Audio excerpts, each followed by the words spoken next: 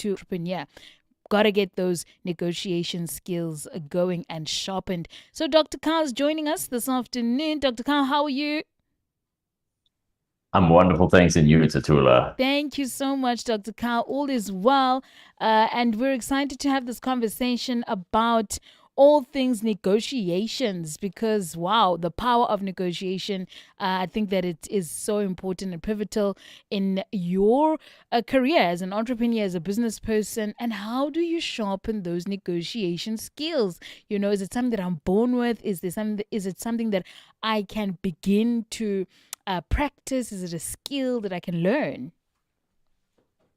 Well, it's a most fascinating question, and I mean, it's quite exciting when you think about what a key role negotiation plays in so much of our successes in life, whether it's in terms of business, relationships, even when you look at, for example, socio-political situations, and yet it's such an underrated or understudied, or even something we're not introspect about enough. And yet it's a key to a lot of the success of different situations. And it comes down to just an effective use, especially when one looks at communication, knowing how to use the correct words. And very often what happens is we might have, let's say, for example, there are 10 individuals can write the same message, but there will be totally different results because of the way in which, obviously the tone, the way in which obviously they'll articulate different things, even the passion within the message in it. So to me, that's the first thing where it starts, when you look at negotiation, the power of language, the power of the word. I love that a lot, Dr. Carl, the power of the word. And it's possible, like you're saying, that you can begin to learn this. It might be slower for other people. You might feel intimidated at times, but it's important because, in order for you to get to the bottom line, negotiations have to happen. Exactly. Like one of the things that comes to my mind, I always think of that biblical story of, if I recall correctly, of the widower who said, to Jesus, even the dogs eat the scraps from the master's table. Sure. And that's a brilliant example of negotiation because there's somebody even able to basically negotiate with Jesus through obviously, using an example, that would be able to successfully like appeal to Jesus' understanding.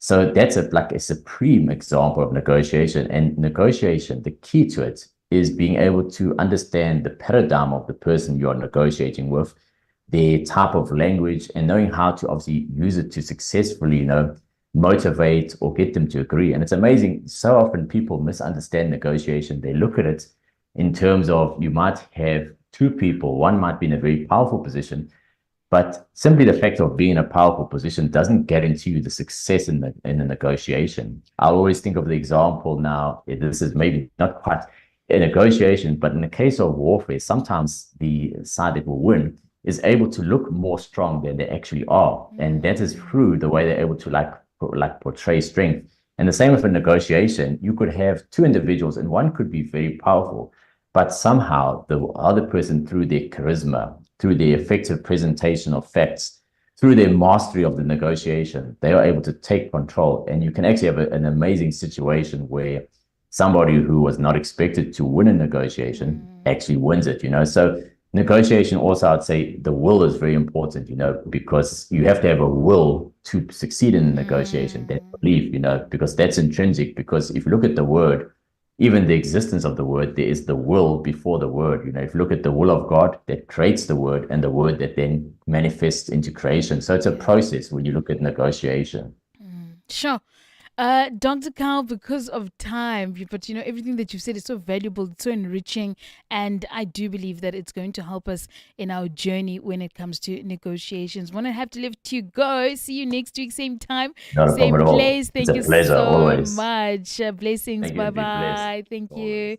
There you go, family. It is possible, as Dr. Carl